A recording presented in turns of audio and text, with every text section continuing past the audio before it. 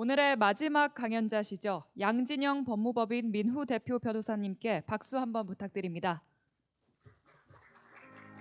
변호사님께서는 AI 법률 서비스가 변호사 시장의 공정성을 해치지 않는가라는 주제로 발표 진행해 주시겠습니다. 네, 안녕하세요. 양진영 변호사입니다. 저는 마지막 발표로서 리걸테크와 법조 시장의 공정성에 대해서 말씀드리려고 합니다. 리걸테크가 리걸 플러스 테크놀로지라고 해서 법률과 기술의 접합이었는데요. 최근에는 AI가 여기에 가세하면서 굉장한 많은 변화가 있었습니다.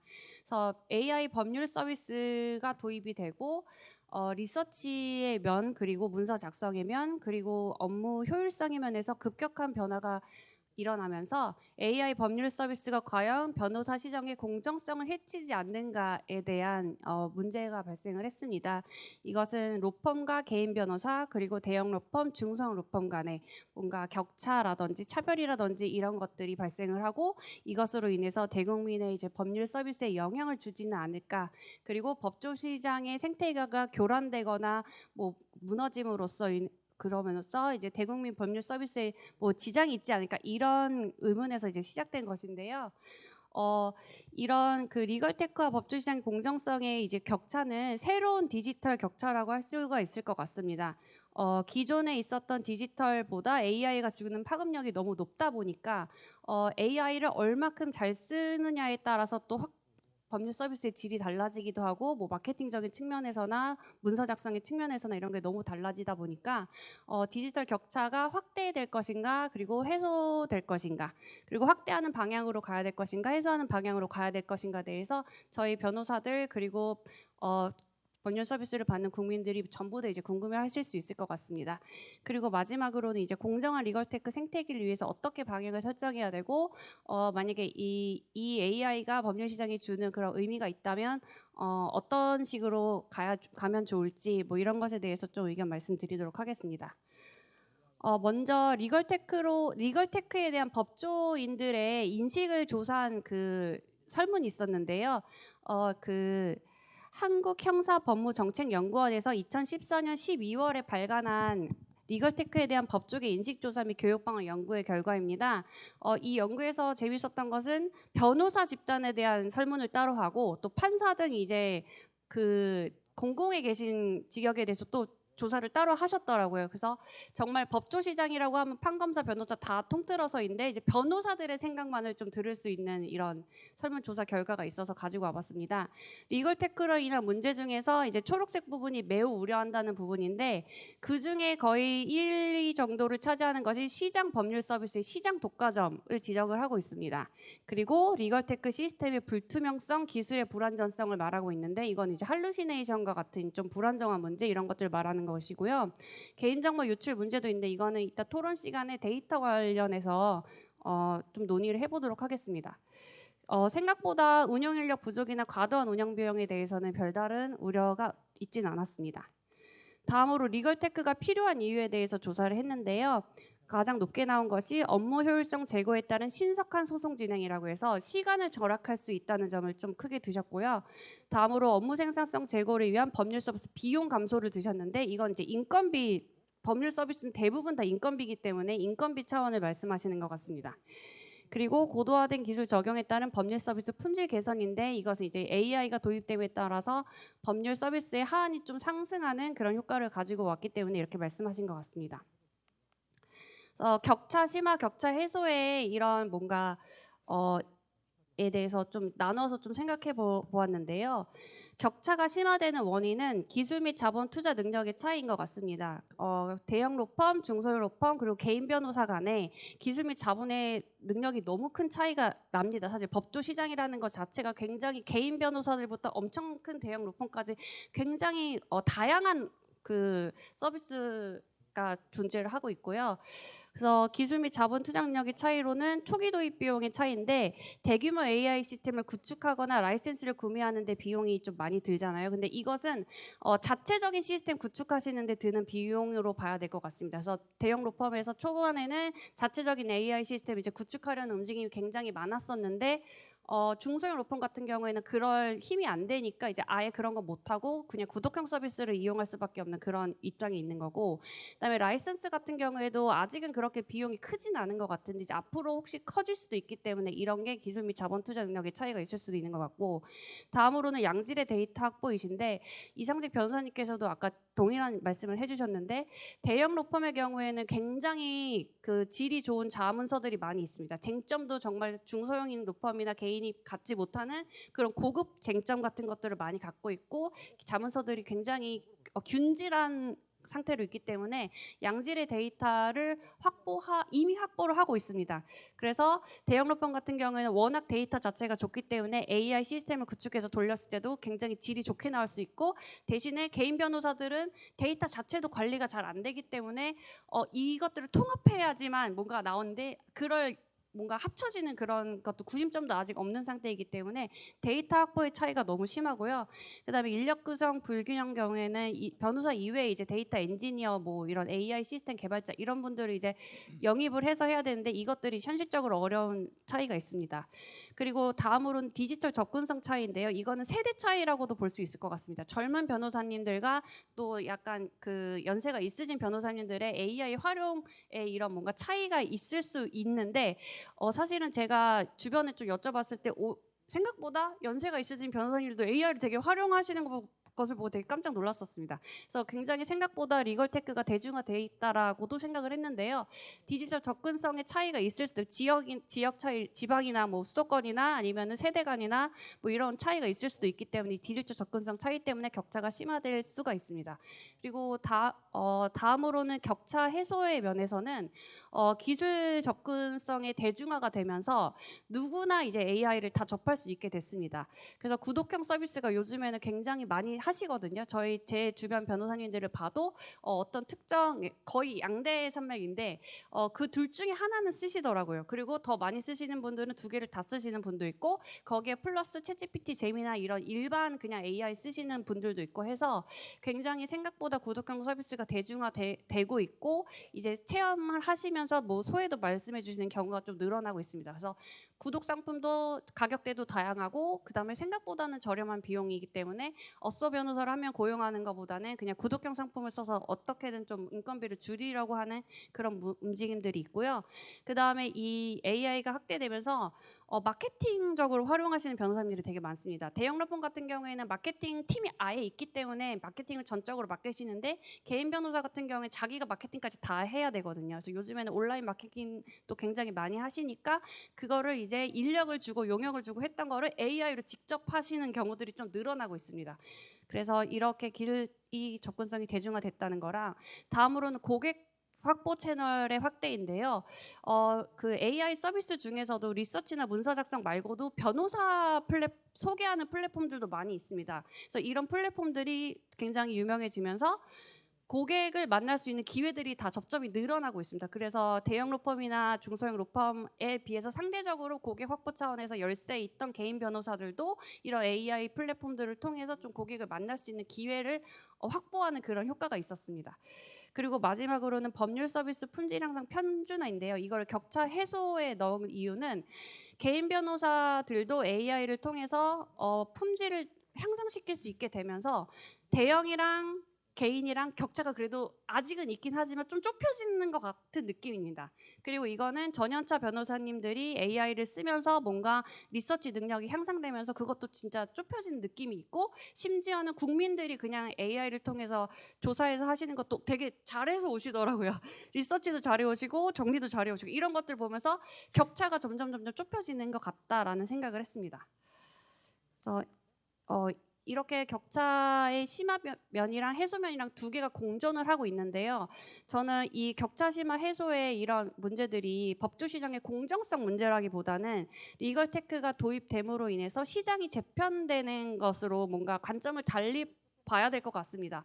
공정성이라는 게 누구에게는 불공정하고 누구에게는 공정하고 이게 사실 평가가 어려운 부분인데 AI가 도입되면서 공정성 불공정성을 떠나서 시장을 재편하고 있다, 바꾸고 있다 이런 느낌이 확실하게 들고 있거든요. 그래서 AI를 어디에 어떻게 얼마만큼 활용하느냐, 뭐 문서 작성, 리서치, 마케팅 그리고 뭐 다른 여러 가지 접점 그런 부분들에 잘 활용하면 할수록 그 변호사 또는 로펌이 뭔가 더 발전하는 그런 게 확실히 좀 느껴지는 것 같습니다. 그리고 그 리걸테크 서비스의 경쟁 심한 제가 앞으로 예상하는 거를 그냥 담았는데 구독형 서비스가 사실 되게 많이 쓰시거든요. 생각보다 되게 많이 쓰시고 한 5년 차에서 10년 차 변호사님들은 어쏘를 뽑을까 말까 고민하시다가 그냥 구독형 서비스로 하면서 문서 작성을 한번 그걸로 초벌을 하시고 작성하시는 경우들이 되게 많거든요. 그래서 뭔가 이 시장이 되게 계속 발전하고 있는 것 같은데 지금 딱 경쟁업체 두 개가 제일 큰 경쟁업체인 것 같은데 그들의 경쟁이 점점 심화될 것 같다고 생각을 하고 변호사 시장이 또 딱 정해져 있잖아요. 1,700명 이렇게 매년 정해져 있기 때문에 아주 막 확대되기는 어려울 것 같아서 변호사 대상으로 하는 리걸테크 서비스는 점점 다른 영역으로 뭔가 영역을 바꾸지 않을까. 대국민 서비스는 또 변호사법 위반 문제가 있으니까 어려울 수 있으니까 공공 리걸 뭔가 관련된 쪽으로 뭔가 서비스를 확대하지 않을까 생각하고 지금도 그런 움직임이 있는 것으로 알고 있습니다. 그리고 이것은 이 주제에 정말 맞는 것 같은데 공정성 문제에 있어서는 신규 진입하시는 변호사님들이랑 기존 기성 변호사님들 간에 확실히 불공정성은 있는 것 같습니다. 왜냐하면 그 신입 변호사들을 채용하려는 추세가 거의 없어지고 있기 때문에 세대 간의 불공정성과 격차는 확실히 존재하는 것 같다. 그래서 법조계 전체적으로 봤을 때 이 문제를 어떻게 해결할지에 대해서 좀 고민해야 되지 않을까 생각합니다. 저의 발표는 이것으로 마치도록 하겠습니다. 네, 고맙습니다. 변호사님들의 강연에 이어서 법과 AI 패널 토론을 본격적으로 시작해 보겠습니다. 양진영 변호사님께서 좌장을 맡아 토론을 진행해 주실 예정이고요. 패널로는 오정익 변호사님 그리고 이상직 변호사님께서 함께해 주시겠습니다. 모두 큰 박수 부탁드립니다. 네, 먼저- 이상직 네. 토론은 5시 10분까지 약 20분간 진행될 예정이고요. 좌장님께서 바로 진행해 주시면 되겠습니다. 예. 오늘 그 발표를 맡아준 이상직 변호사님 그리고 오정희 변호사님은 굉장히 이 리걸테크 분야에서 활발하게 의견을 많이 제시하시고 있는 변호사님들이시고요. 실제로도 각각 소속해 있는 로펌에서 AI 관련돼서 이제 중직을 맡고 계신 변호사님들입니다. 저희가 이 세션에서 이제 토론 주제로 어떤 것을 할지에 대해서 이제 상호간에 논의를 했을 때 이 주제들을 몇 개를 좀 선정을 해봤습니다. 그래서 첫 번째로는 AI를 활용한 콘텐츠의 저작권 누구에게 어떻게 인정할 것인지, 두 번째로는 AI 법률 서비스에 활용되는 데이터는 어떻게 확보해야 할지, 세 번째로는 법률 분야의 AI 활용 신뢰할 수 있는지 할루시네이션의 문제 이런 것들, 그 다음에 네 번째로는 AI 분야에 있어 왜 윤리규범의 법제도화가 필요한 것인지 이렇게 네 가지를 선정을 해보았는데요. 먼저 할루시네이션 문제에 대해서 먼저 좀 짚어봤으면 좋겠습니다. 법률 분야의 AI가 활용이 되기는 하는데 신뢰의 문제가 여전히 남아 있습니다. 그래서 답을 내리는 AI에 대한 할루시네이션의 문제, 그리고 이것으로 인해서 이제 법률 시장에 AI를 더 확대할지, 뭐 어디까지 활용할지 이런 문제들에 대해서 좀 의견을 주셨으면 좋겠고, 본인이 겪은 할루시네이션의 뭔가 예시도 말씀해 주시면 좋을 것 같습니다. 이상직 변호사님부터 의견 부탁드립니다. 예, 이상희 변호사입니다. 할루시네이션에 대해서 우리가 어떻게 생각해야 될까? 뭐 신문이라든지 여러 자료를 보면은 할루시네이션은 나쁜 것이다. 어떻게 하면 할루시네이션을 줄일 것인가? 이런 얘기를 하거든요. 저는 정반대 얘기를 하고 다닙니다. 어떻게 하면 AI에서 할루시네이션을 높일 것인가? 어떻게 하면 추론 기능을 더 강화할 것인가? 그 얘기는 뭐냐면은 할루시네이션이라는 것은 진실이라는 것을 전제로 해서 그거에 반하는 것을 할루시네이션이라고 하는 거거든요. 근데 우리가 그동안 알고 있는 진실이라는 데이터 그리고 사실관계 거기에 우리가 의존해버리면은 이 세상에 지금 존재하지 않는 새로운 가치가 나올 수 있을까요? 온라인, 모바일, 메타버스 이런 것들은 기존에 없던 것이었습니다. 오프라인의 내용만 계속 AI 집어넣는다면 온라인, 모바일이 나올 수 있을까요? 저는 창작의 세계에서는 할루시네이션이야말로 가장 중요하다고 생각합니다. 그런데 법률 세계에서는 좀 다릅니다. 판례에서 정해놓고 있는 거, 그리고 당사자가 직접 겪었던 사실관계, 이걸 뒤바꾸면 안 되겠죠. 그래서 법률 세계에서는 창작보다는 진실인지 여부가 굉장히 중요합니다. 판례를 거짓으로 지어내서는 안 됩니다. 사실관계를 뒤바꿔서도 안 됩니다. 그런데 여기 만족해야 될까요? 저는 그건 아니라고 생각합니다. 판례도 그 시대의 가치가 맞지 않게 되면 변경되어야 합니다. 똑같은 사안이라도 사람에 따라서 환경에 따라서 달리 판단해야 될 경우가 있습니다. 그 경우는 판사의 따뜻함, 검사의 따뜻함, 변호사의 보살핌이 있어야 되는 부분입니다. 그래서 저는 할루시네이션을 없애는 것이 법률 시장이 굉장히 중요하지만 우리가 할루시네이션 없애는 데만 초점을 맞춘다면 미래의 법률 시장에서의 새로운 가치를 키우지 못한다고 생각합니다. 따라서 이런 점을 명확하게 하게 우리가 할루시네이션에 대해서 접근을 해야 된다. 이렇게 생각합니다. 이상입니다. 네, 말씀 감사합니다. 오정익 변호사님께서도 의견 부탁드립니다. 네, 이게 사실 토론인데 약간 토론 형식은 보통 아니게 진행이 많이 되더라고요. 그래서 뭐 저도 일단은 그 법률 이게 이상직 변호사님께서 말씀해 주셨지만 이제 법률부자는 사실 이제 사실인지 여부가 중요하고 사실관계가 확정이 되면 법리를 적용하는 분야가 있고 이제 그렇습니다. 크게 두 개로 나뉘는데 일단 이제 그 법률 서비스 리걸테크 그러니까 뭐 통상 저희가 이제 AI 관련돼서 말하면 AI 법률 챗봇이라고 보통 얘기를 많이 하죠. 그 이제 많이 발전을 한다 하더라도 한계가 있다는 게 이제 저는 이제 그렇게 생각을 합니다. 그 중에 하나가 사실관계 확정입니다. 사실 이제 사실관계 확정을 할 때 중요한 게 의뢰인들이 본인이 들은 이야기 그리고 관련된 자료 그리고 이제 그것과 관련된 다른 사람들의 진술 막 이런 것들을 통합해서 가져왔을 때 그걸 가지고 아 그러면 이러한 자료들과 이러한 진술들을 종합해 봤을 때 이런 사실관계가 있다고 확정할 수 있겠구나라고 판단을 하는 영역이 있습니다. 사실 그게 제일 중요하거든요. 그러니까 여러분들은 여기 계신 분들은 법리 적용이 더 중요하다고 생각을 하겠지만 사실 사실관계가 확정되면 법리 적용에 있어서 다툼이 있는 경우는 생각보다 많지 않습니다. 그래서 이제 상고심이 법리 판단하는 게 더 많이 달라지는 거거든요. 그래서 그럼 이제 사실관계 확정할 때 그걸 하려면 사람이 사회에 스며들어 있는 사회적 가치관이나 여러 가지 판단 능력이나 이게 다 종합적으로 되는 겁니다. 그러니까 사실 이게 학습으로 이제 인공지능 기술자 여기 기술자분도 많이 계시겠지만 인공지능의 특성 중에 하나가 학습하지 않은 것 이상은 나오지 않는다는 거죠. 사실 할루시네이션도 그 범주 내에 있는 것뿐인 거거든요. 그러니까 사람이 예상하지 못했던 사회적 가치관의 새로운 걸 반영하지는 못합니다. 그러니까 그런 걸 관점을 하면 결국은 그런 것들을 판단을 해서 하는 거 능력은 그런 것까지 학습할 수 없기 때문에 그런 한계는 있을 것 같다. 그래서 이제 사실관계 판단에 있어서는 여전히 법률 그 챗봇이 넘지 못하는 많은 부분이 있을 것 같다. 그리고 이제 그것도 여러 가지 방식이 있습니다. 왜냐하면 사실 의뢰인들이 와서 자료를 많이 정리해서 알아서 문서화해서 가져오지 않거든요. 그걸 우리가 요청을 해서 많이 하는 경우가 있습니다. 그리고 받아오는 것도 또 정리를 해야 되고 그런 작업까지 일괄적으로 전부 다 얘가 할 수 있어야지 사실관계 확정이 있어서 의미가 있을 것 같다. 그러면 그거는 아직 갈 길이 멀리 있을 것 같다. 왜냐하면 사실은 기술적으로 가능하더라도 비용적인 측면에서 과연 그것까지 할 것인가에 퀘스천 마크가 있거든요. 그래서 이제 그런 부분들이 있다. 그래서 저는 이제 보면 사실관계 확정의 문제는 여전히 변호사의 영역이 있고 여전히 남아 있겠지만 결국 법리적인 관점.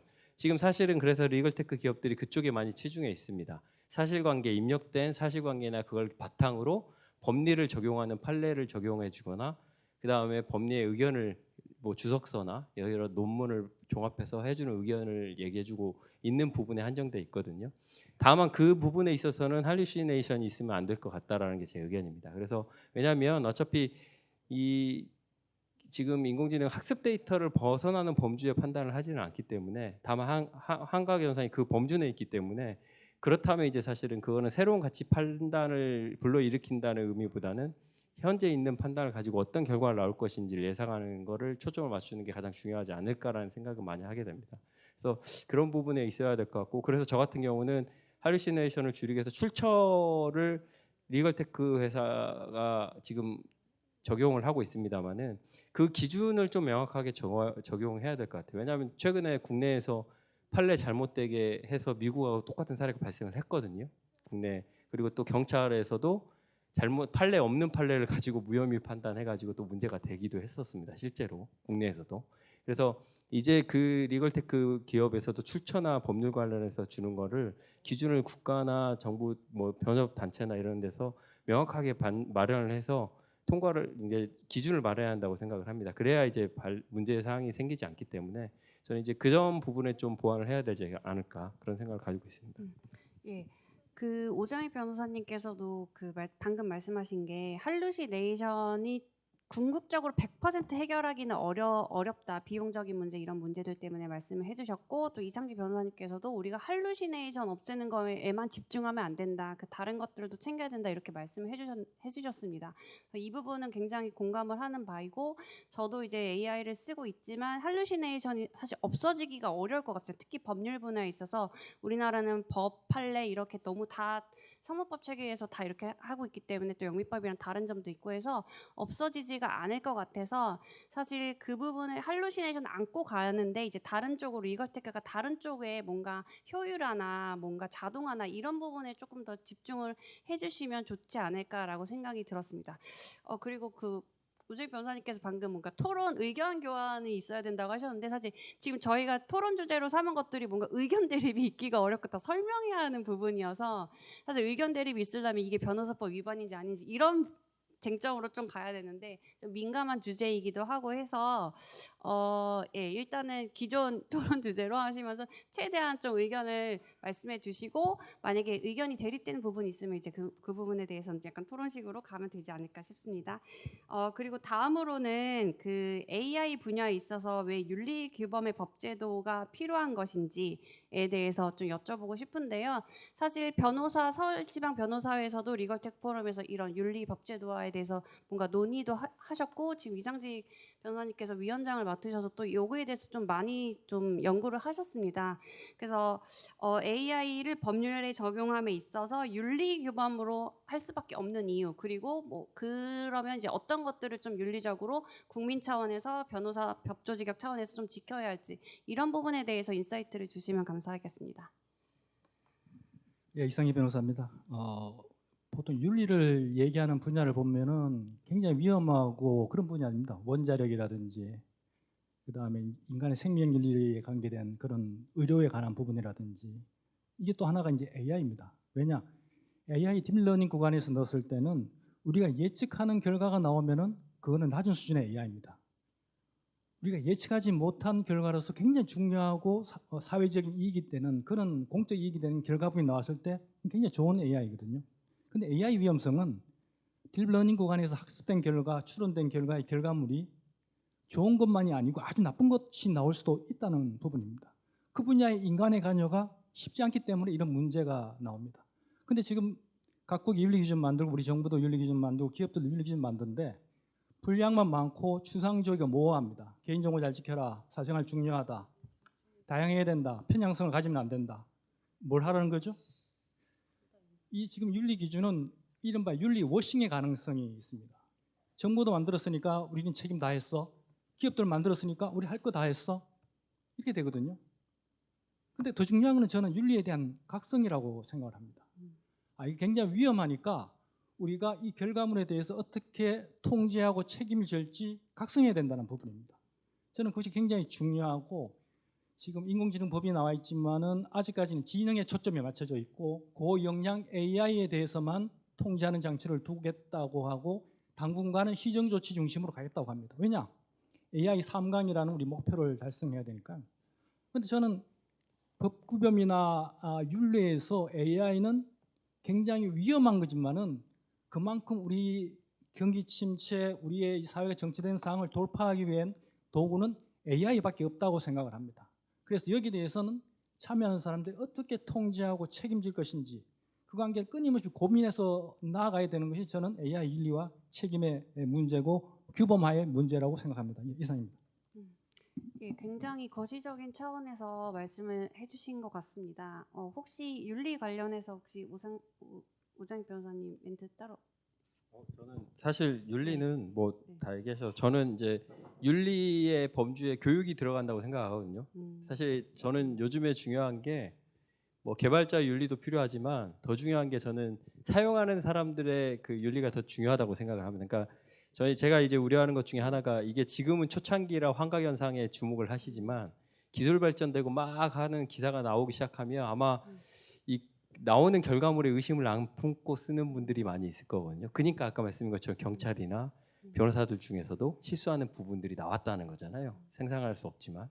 근데 이제 일반 지금 학생들도 그렇고 보면 지금 나오지만 교수들도 많이 그런 얘기를 합니다. 실제로 많이 사용해서 오고 그러면 제대로 검토를 하지 않고 자기 글을 제대로 안 본다는 거예요. 그래서 막상 내용을 물어보면 잘 모르고 자기가 활용해서 쓴 그림에도 불구하고 잘 모르고 어떻게 나와야지 쭉 깊이 있는 얘기를 못 한다는 겁니다. 그러니까 사실은 제가 봤을 때는 그 윤리의 한 범주에 그걸 사용하는 사람들의 윤리가 상당히 중요해지고 있다. 그리고 앞으로 이 언어 모델 기반으로 돼 있는 거기 때문에 아무래도 그런 쪽에 많이 사용하고 언어 관련된 걸 많이 할 텐데 그러면 사용하는 기반 사용자 기반들이 되게 중요할 텐데 그 사용자들이 어떻게 사용하냐에 따라서 엄청난 결과 초래를 달리하지 않을까. 그래서 이제 그 부분의 윤리가 되게 중요해질 것 같고 그래서 그 부분에 대해서는 저도 좀 더 주목하고 교육부터 확실히 해야 되지 않을까라는 생각은 많이 듭니다. 감사합니다.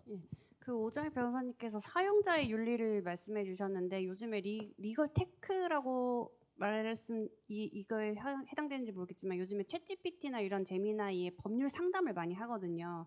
근데 할 때 이제 법률 상담을 하시는 분들이 개인 정보를 너무 많이 입력하거나 아니면 저작권이 있는 것을 그냥 통째로 넣는다거나 하는 문제들이 있어서 사실은 사용자의 윤리가 개인 정보랑 저작권이 좀 밀접하게 관련이 있고 특히 개인 정보의 문제가 밀접하게 관련이 있는 것 같습니다. 그래서 이런 부분들은 사실 법 위반 영역이기도 한데 이제 사용하시는 분들의 뭔가 교육이라든지 지금 교육 강조하셨으니까 교육이라든지 이런 윤리 규범화라든지 이런 뭔가 가이드를 좀 국민들에게도 주면 좋겠다라고 좀 생각이 저도 들었습니다. 다음으로는 AI를 활용한 콘텐츠의 저작권에 대해서 여쭤보고 싶은데요. 그 로펌에서 AI를 활용해서 이제 문서를 작성하게 되는데 이거에 대한 권리 관계에 대해서 어떻게 정리를 해야 할지 오정익 변호사님께 의견 여쭙고 싶습니다. 네, 저는 사실 저작권에 대해서 저는 좀 약간 아마 저작권자분들이 되게 안 좋아하실 수 있는데 저작권이 옛날 책으로 출판될 때하고 다르게 지금 많이 확산되고 있거든요. 그러면 이제 확산되면 그러니까 디지털 매체가 나오면서 저작권 저작물들이 엄청나게 확산이 많이 되고 이용자들 더 많이 손쉽게 확보할 수 있고 그렇게 되고 있습니다. 그러면 사실 이제 저작권의 확대가 엄청 많이 되고 있고 강하게 그 어떤 재산권보다도 복제 생산돼서 강력한 뭐 힘을 발휘하기도 하지만 물론 이제 한편으로는 저작권을 침해하는 행위에 중국이나 뭐 이런 데서 많이 일어나기도 하죠. 그래서 이제 그런 막대한 그 재산성을 가지고 있는데 확대성을 가지고 있는데 인공지능을 통해서 이제 나오는 결과물 같은 경우에는 사실 이제 빠른 속도로 훨씬 많은 뭐 요즘은 고품질도 나옵니다만은 중등 품질의 결과물들이 나온다는 겁니다. 그럼 사실은 이제 인간이 창조하는 저작물과 유사한 수준의 것들이 엄청난 속도로 쏟아지고 있다는 거죠. 그럼 이제 여기서 과연 그것들을 보호할 필요가 있을까라는 이제 사회적인 협의가 필요할 것 같긴 합니다. 현재상은 어느 나라든 그 인공지능이 내놓은 결과물은 인간의 노력이 많이 포함되어 있지 않은 한 인정하지 않고 있는 게 지금 그냥 뭐 이견이 없는 추세입니다. 근데 다만 이제 이게 앞으로 결과물을 이용할 수밖에 없어서 그러면 이제 어느 정도 유용한 것은 인간의 노력이 더 많이 포함돼서 인간이 주도적으로 창작성을 관여한 거기 때문에 저작물로 인정해 줄 것이고 또 어떤 거는 그렇지 않게 볼 것인가에 대한 기준은 마련하기는 쉽지 않을 것 같습니다. 근데 그런 논의는 지금 있어야 될 것 같고 무작정 인공지능 관련된 기술을 사용해서 나온 결과물이라고 해서 그게 이제 저작물과 관련된 거면 저작물로 인정할 것인가 아닌가의 논의는 지금부터 많이 논의가 돼야 되지 않을까라는 생각은 많이 합니다. 그래서 사실 저는 이제 인정을 하더라도 이게 예전과 같은 저작물과 똑같은 수준의 저작권을 인정해 주는 게 맞나라는 게 저는 약간 좀 의문사항을 가지고 있어요. 왜냐하면 이게 사실 그 인공지능을 활용한다는 게 기본적으로 다른 사람이 만든 여러 가지 저작물들을 학습해서 나온 거를 가지고 많이 편의를 받는다는 거거든요. 물론 이제 그 수준이 이제 어느 정도 이제 음악으로 따지면 멜로디나 이런 것들이 비슷한 부분들이 있거든요. 근데 어느 수준을 넘어가면 표절을 했다고 보고 어느 수준을 보면 그냥 뭐 그렇지 않은 걸로 보는데 여기서도 이제 그렇게 막연하게 될 것 같긴 한데 이제 그런 논의를 좀 해서 좀 해야 될 것 같고요. 그것과 플러스 되게 저는 이제 학습 데이터 같은 경우에 무료로 대부분 다 동의원 받아서 사용하고 있는데 이러한 무료로 사용하는 거에 관해서 나오는 결과물들이 연동되지는 않거든요. 그 이제 무슨 말이냐면 사실 무료로 다 사용하고 있는데 결과물이 나오는 순간 인정되고 하면 유료가 된다는 거죠. 그러면 이제 그거를 학습 데이터를 무료로 사용하는 사람들은 그걸 통해서 개발하는 회사의 모든 이익을 귀속시키는 게 맞느냐. 그러니까 저작권도 그런 관점에서 좀 바라봐야 되지 않을까라는 생각은 들긴 합니다. 근데 제가 하여튼 그래서 저는 이제 그 사회적 좀 논의를 많이 해봐야 될 것 같고 어느 기준까지를 명확하게 볼 수 있을 것인가의 논의를 그러니까 인공지능을 어느 정도 활용을 했을 때 혹은 어느 정도 뭐 기반이 됐을 때 어느 저작권은 어느 정도 수준을 인정할 것인가의 문제 그리고 그걸 인정해서 저작권을 인정한다 하더라도 기존의 사람이 그걸 활용하지 않고 했던 저작권과 동일한 수준으로 인정해 줄까의 문제는 논의가 좀 필요한 것이라고 생각을 하고 그 기준은 제가 제시는 못 해드릴 것 같습니다. 이사님. 예, 굉장히 생각을 많이 해보신 것 같아서 저도 들으면서 되게 깨닫는 바가 많았습니다. 저희 이제 마지막 주제는 AI 법률 서비스에 활용되는 데이터는 어떻게 확보해야 하는가인데요. 이 주제에 대해서는 이상직 변호사님께 의견 여쭙고 싶습니다. 예, 이상희 변호사입니다. 이 학습 데이터 부분은 이 기업하시는 분들은 많으면 많을수록 AI가 학습할 게 많아지고 학습을 할 수가 있고 결과물이 좋아진다고 얘기하는데 현재 이렇거든요. 누군가의 저작물 그리고 언론사의 뉴스 기사 그리고 교수님의 논문 그리고 영업 비밀로 보호된다는 여러 가지 장치들 이런 것들 가져가서 쓰려면은 다 보상하고 동의를 받아야 됩니다. 근데 지금 이제 개인정보, 의료정보, 건강정보 이거는 어떻게 보면 더 중요할 수도 있는데 이 AI 기업들은 그런 것들 굉장히 중요하고 그걸 우리가 학습을 해야지 신약도 만들고 디지털 치료제 만드니까 그 좀 학습할 수 있게 해주세요. 근데 우리가 그걸 활용해서 돈을 벌 수 있을지 없을지 모르니까 그 대가를 좀 주긴 어려워요. 이런 상황이거든요. 저는 이렇게 생각을 합니다. 지금 AI 학습 데이터가 충분하지 않더라도 지금 보면은 생성 AI를 보면은 추론해서 결과물을 만드는 것이 굉장히 고도화되고 있습니다. 구글 제미나이라든지 나노 바나나 이런 여러 가지 그런 서비스들을 보면은 부족한 데이터에서도 데이터 결과물이 좋아지고 있거든요. 그건 뭐냐면은 이용자들이 충분하게 데이터를 투입하고 있는 단계로 넘어가고 있다는 겁니다. 그리고 AI가 기계와 소통하고 AI가 AI와 소통해서 데이터를 만들어내고 있거든요. 저는 이게 굉장히 의미가 있다고 생각을 합니다. 그리고 아까 전에 말씀드린 의료, 건강 이런 민감한 데이터도 학습을 할 수 있게 열어달라. 그러면 저는 그 부분은 특정 데이터의 주인에게 개별적으로 보상하기는 어려울지라도 그 분야라든지 어떤 형태로 기금을 만들든지 집단적으로 보상할 수 있는 시스템을 만들어 가야 되지 않을까 생각이 됩니다. 왜냐하면 그거는 그 데이터에 권리자가 있는 거거든요. 저작권법 개정안에서 데이터에 대해서는 복제 전송할 수 있다고 해서 학습할 수 있는 걸 줬지만은 지금 잘 안 되고 있는 부분이 권리자들이 양분하지 않기 때문입니다. 그렇다면 서로 타협을 해야 되는 부분이거든요. 저는 그래서 집단 보상 형태로라도 해준다면은 그걸 데이터 학습용으로 쓸 수 있지 않을까 그렇게 생각을 합니다. 이상입니다. 예. 좋은 말씀 감사합니다. 제가 좀 덧붙이고 싶은 말씀은 지금 집단 보상에 대한 건 이제 개인이 가지고 있는 데이터에 대한 이런 말씀하셨는데 저는 조금 더 추가해서 공공에 가지고 있는 리걸 쪽 데이터도 되게 많거든요. 그러니까 이걸 활용해서 조금 더 서비스를 개발을 많이 하면 이미 공공에서 가지고 있는 데이터는 공공인 경우가 많아서 조금 더 뭐 다양한 서비스를 할 수도 있지 않을까 하고 기대합니다. 혹시 지금 리걸 쪽 관련해서 플로어에서 질문 있으신 분 있으실까요? 예,